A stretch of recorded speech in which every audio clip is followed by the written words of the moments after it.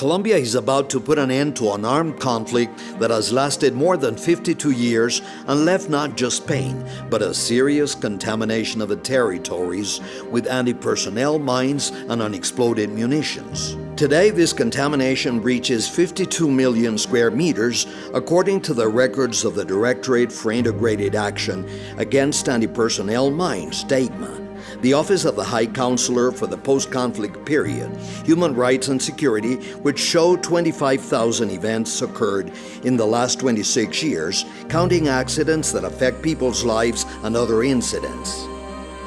The intensity of the armed conflict has caused 673 municipalities, 60% of the national total, to be likely plagued with anti-personnel mines, which have resulted in 11,460 victims.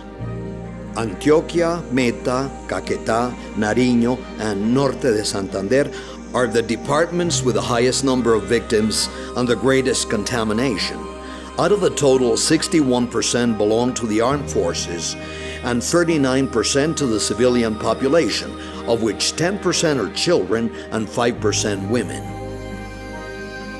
The Colombian government decided to renounce the use of anti-personnel mines and accepted the commitments made by the states parties that signed the Ottawa Convention. For this reason, the defensive minefields laid around 35 military bases and the anti-personnel mines controlled by the armed forces up until 2006 were eliminated. In 2009, a battalion of humanitarian demining engineers was created, and in 2012, the first civilian humanitarian demining organizations interested in supporting operations arrived in Colombia.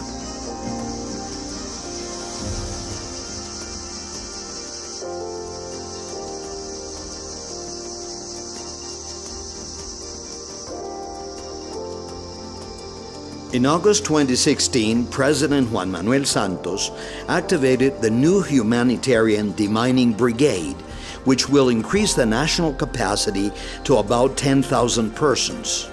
Additionally, the Marine Corps Group will assign a battalion to take part in the humanitarian demining. From this basis, Colombia wants to save lives and build peace out from the regions most affected by the war, because due to the intensity of the conflict, an unknown number of improvised explosive mine-like devices, which vary in composition, explosive charge, activation, and detonation system, were set up indiscriminately. Moreover, these devices do not follow specific patterns or a geographic coordinate system, which makes mine clearance in Colombia even more expensive and more dangerous. For this reason, the government intervened in the territories. Strategic Plan 2016-2021 defined the intervention route for humanitarian demining according to the contamination degree. High impact, 199 municipalities, medium impact, 291, and low, 183. To this end, in coordination with the Ministry of Defense and the General Inspectorate of the Military Forces, a methodological tool was designed to prioritize and narrow down focus to specific areas for humanitarian demining, intervening in those under greater impact. The final stage of the process will involve about 21 million square meters, 40% of the total contaminated area in Colombia.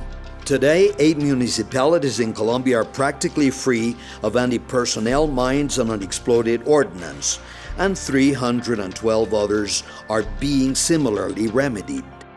Additionally, the Landmine Directorate coordinates the state's action to make communities aware of the risks of anti-personnel mines and train them to act safely and to assist possible victims of mines and unexploded ordnance. Una alegría muy fuerte porque pues ya no hay minas. Me pone feliz de ir antes donde no podía ir con mi familia.